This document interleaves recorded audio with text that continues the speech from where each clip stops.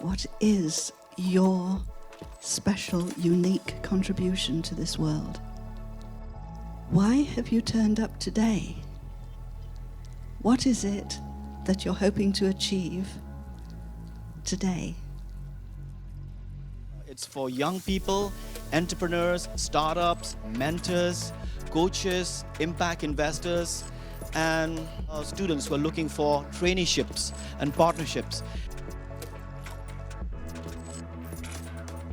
Sometimes there's no connection between entrepreneurs with great ideas and the guys with the money. They don't understand each other. They don't say, what's this social entrepreneurship all about? Why don't you just run a normal business? But no one's helping the startups. No one's helping the small companies to get larger, to scale up. So there's this, the great news is there's a pile of money if you can get big enough. But the problem is how do you get big enough? Reality is limited by your imagination and the power of your imagination. If you think you can, you can. If you think you can't, forget it. That was great advice for any social entrepreneur. So we want to be able to produce a system where people can grind up their plastic, turn it into filament, and be able to make something useful for themselves out of it, or make a business out of it. And I think through doing that, you can tackle the huge banks of waste that already exist in the world. Think of how many organizations our pensions are invested in that if we really dug under the bonnet, we wouldn't be thrilled about. If that dial just moved even a few degrees, that is a huge impact. There is a huge market opportunity ahead of us. The nature-based solution that now made it at the top of Climate 26 conversation have the potential to be estimated $1.2 trillion in net present value terms. So are we trading off impact for returns? I think that's a really, really important point to drive home.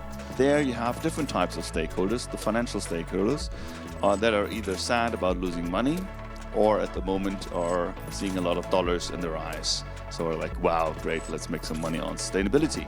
If people are buying fake carbon credits, then of course, what happened in the global financial crisis where you have a giant credit bubble and nothing really underpinning it.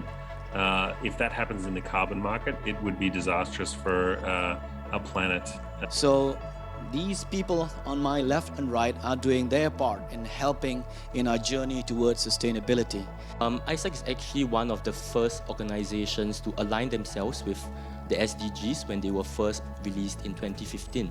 What was particularly exciting earlier on in the year is working with producing an industry-wide sustainability report and I guess playing our part to try and move the entire sort of lettings and residential housing agency world to a net zero position. So that's... Can we monitor with data how good their decisions are, and can we then, after 2 years, after 4 years, recalibrate these decision makers and so they can learn from their own mistakes? I went up to COP26 and it was to talk about climate anxiety. Now, climate anxiety is such a prevalent thing at the moment, and it's all doom and gloom. We created a debit card that calculates environmental impact of daily purchases, and we plant trees and seagrass in the Caribbean for this.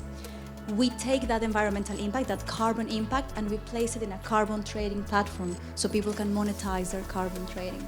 I have an own education platform for kids where we teach students from the age of 6 about robotics and electronics and programming, with the intentions to fulfill, let's say, one of the SDGs goal, which talks about educations. And I think we see this increase in biomaterial, using mushrooms, using other sort of producible carbon generating like seaweed objects because essentially plastic is just very old seaweed. It was a great success for us. We are so happy to have you here.